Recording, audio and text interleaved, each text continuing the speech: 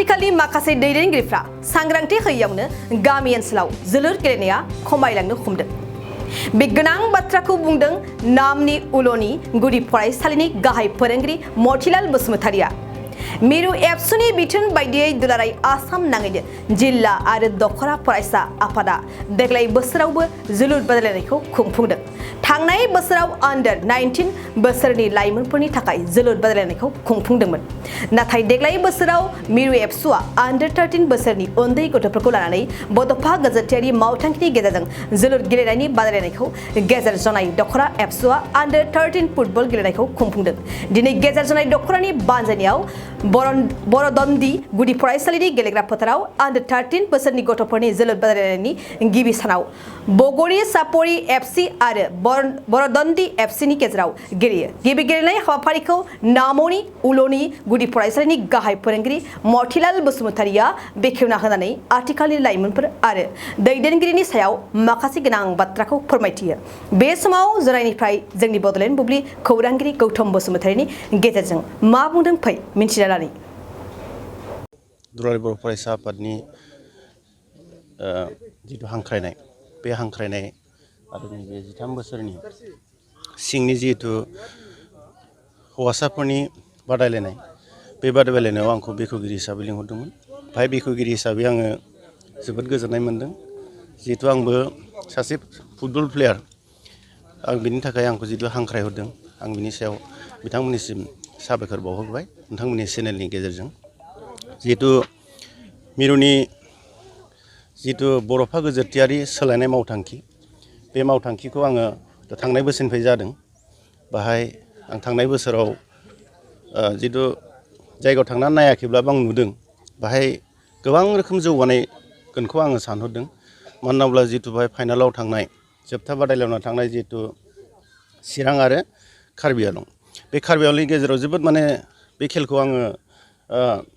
खौरां बिजोंफ्राव नायनानै नुदों। बाहाय आं जोबोद गोजोननाय मोन्दों आरोखि। जितु माने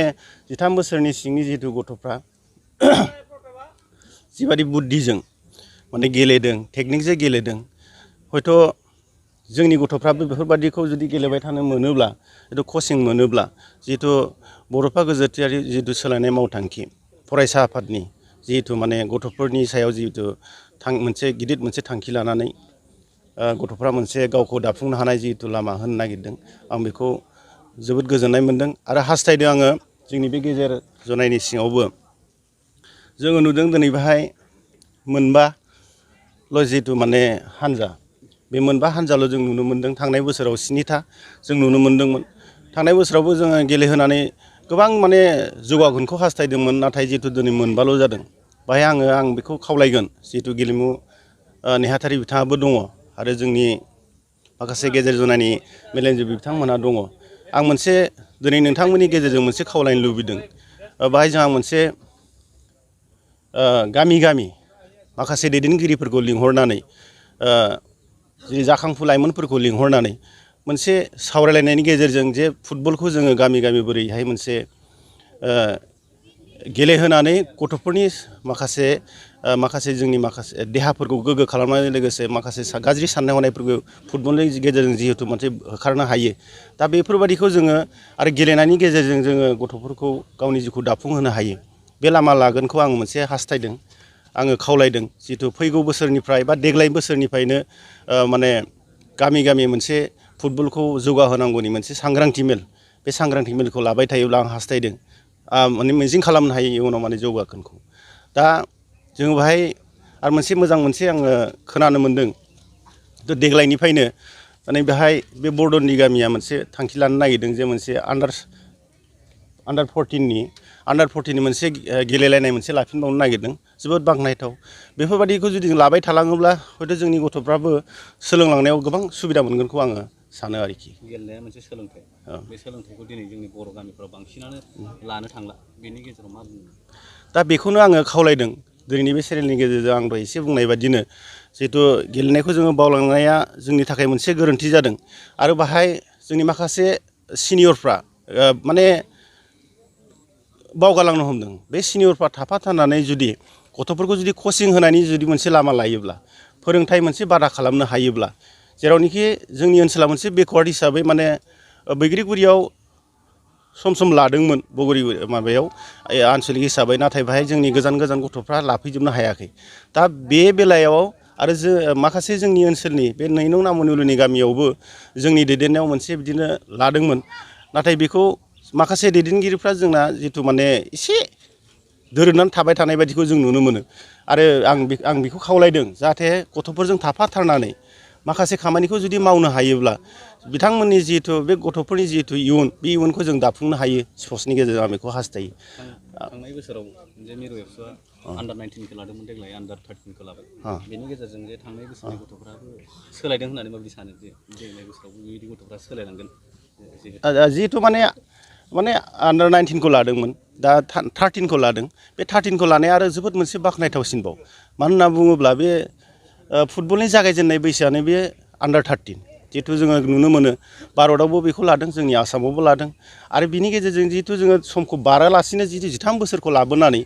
जितु स्टेप बाय स्टेप जों बिदि लांबाय थानो हायोब्ला हयथ' आन्डार 19 आव आरो साबसिन जाहैगोन दा बेखौ हास्थायनानै हयथ' जोंनि माखासे मेलेमजिबि बिथांमोनहा 13 बोसोरनिखौ लाबोनानै मोनसे उन्दैनिफ्रायनो आपग्रेड खालामनायखौ मोनसे सिन्था खालामदों आरो बेबायदि सिन्था खालामनायनि गेजेरजों जोङो जुदि बिदि खालामलांबाय थायोब्ला आरो मोजां जागोन आं बेखौ खावलायनो लुबैदों दिनैनि चेनेलनि गेजेरजों जोङो बिटिआरआव नुदों बिटिआर सरकारखौ माखासे स्पर्ट्सनि माबाखौ एसे आग बारायहोनाय आंबो बे चेनेलनि गेजेरजों बेखौ खावलायदों जोंनावबो जिहेतु बर' कसारि काउन्सिल दं बे बर' कसारि काउन्सिलाबो जाहाथे बे सोलोंथाइखौ लानानै आरो स्पर्ट्सखौबो लाफालाङोब्ला आं सान्दों बे जोबोद मोजां जागोन होननानै आं सान्दों दा आं खावलायदों जे बर' कसारि काउन्सिलनि चिफ बिथाङाबो जोंना जोबोद इन्टारेस्ट गोनांखा आं ओंखायनो खावलायदों माखासे जोंनि दैदेनगिरि बिथांमोनखौ थांनानै लोगो हमहैनानै बिथांजों माखासे जिहेतु स्पर्ट्सनि सोमोन्दै सावरायलायनायनि गेजेरजों जोङो स्पर्ट्सखौ जौगाहोनो मोनसे जोंनोबो खाबु हो सुबिदा हो जोंनि गथ'फोरखौ जौगानायाव थुलुंगा हो बिदि जुदि जों मोनसे अनसुंथाइ हिसाबै बा नागिरोब्ला हयथ' बिथाङाबो होगोनखौ आङो मिजिंथिदों। दिनै गेजेर जनाय दख'रा दुलाराय बर' फरायसा आफादा मिरु दुलाराय बर' फरायसा आफादा बिथोन हरनाय बायदिनो जों दिनै बरदन्दि एमइ स्कुल गेलेग्रा फोथाराव जोङो मोनसे 13 बोसोर बैसोनि गाहायनि गथ'फोरखौ लानानै मोनसे फुटबल गेलेनाय बादायलायनाय जों लादों दा बे बादायलायनाय लानायाव दिनै गिबि खेब हिसाबै जोङो बरदन्दि भार्सेस जों बगरिगुरि गिबि खेब जों गेलेनायखौ दिनै लादों आरो दिनैनि दिनाव जोंनि थासारिखौ नायनो थाङोबा 13 बोसोरनि गथ'फ्रा बांसिन गाज्रि थासारियाव थांनायखौ नुनो मोनदों बेनि गेजेरजों माबायदि सोलायनाय थांगोन दा बेनि जोंनि बे जिथु दिनै जोंनि गथ'फ्रा बेबायदि समाव खोब गाज्रि मोनसे माबायाव गोलैनायखौ जों गासैबो नुगासिनो दा बेखौनो लानानै जोङो दिनै गथ'फ्रा जाहाथे जोंनि बे गेलेनायजों जोलुर गेलेनायजों जोंनि गथ'फ्रा सानफ्रोमबो मोनसे गेलेनायजों मुखुब जाना थानो थाखाय जों बे माबाखौ लादों आरो बेखौ जुदि गेलेनायखौ जुदि बिसोरो जों लाबाय थायोब्ला दा बिसोर मोनसे बे गेलेनायजोंनो बिजि जाना थागोन दा बेखौ साननानैनो जोङो दिनै बे हाबाफारिखौ जों लादों आरो गेजेर जानाय हिसाबै जोङो खोनानाय मथे बेसेबांसो गामिनिफ्राय ओरैनो बेयाव बाहागो लादों दा जों गेजेर जनाय हिसाबै 60टा गामि दं अब्लाबो 60टा गामिया बेयाव बाहागो लाजोबनो हायाखै खोब दुखुनांथाव बाथ्रा जों बेयाव खोब फैथ्राबाबो माने फैथारनाय हिसाबै जों 15 गामिया बेयाव बाहागो लानायखौ जों नुनो मोनदों आरो आन्डार 13 हिसाबै बेसेसो बैसोनिफ्राय बेसेसो बैसोसिम लानाय जादों आन्डार 13 हिसाबै जोङो 13 बोसोर बैसोनि गाहायनि गासै गथ'फोरखौनो लानाय जादों आरो ओरैनो मा चेक खालामनाय जादों बेयाव चेकआव बेयाव जों आधार कार्ड जोनोम सार्टिफिकेट लोगोसे स्कुल सार्टिफिकेट बेफोरखौ चेक खालामनानै जों लानाय जादों आरो 2023-24 सोलोंथाइ बोसोरनि थाखाय गोदान मुं थिसननाय लानानै फैदों डन बस्क' डिग्री कलेज साफागुरिया देग्लायनिफ्राय डन बस्क' डिग्री कलेज साफागुरियाव बेचलर अफ आर्ट्स एबा बिएनि सेथि सेमिस्टारनि गोदानै मुं थिसननाया दायो सोलिगासिनो दं चिरां जिल्लानि साफागुरियाव थानाय डन बस्क' डिग्री कलेजआ देग्लायनिफ्राय बिए थाखोनि सेथि सेमिस्टारनि थाखाय गोदानै एडमिशन लानायजों लोगोसे बड', इक'नमिक्स, इंलिश, एडुकेशन, हिस्टरी आरो पलिटिकल साइन्स आयदानि थाखाय बिए अनार्सनिबो खाबु दं। गोग्गो सोलोंथाइनि थासारिजों लोगोसेयैनो डन बस्क' डिग्री कलेज साफागुरियाव आलादा आलादायै हौवा हिन्जावनि थाखाय हस्टेलनि खाबुबो दं। जुदि फरायसाफोरा डन बस्क' डिग्री कलेज साफागुरियाव BA सेथि सेमिस्टारनि थाखाय गोदानै एडमिशन लानायनि सायाव आबुं बाथ्राखौ मिन्थिनोब्ला नैबे मबाइल नम्बर 9365551959 आव थोंजों सुला लानो हागोन।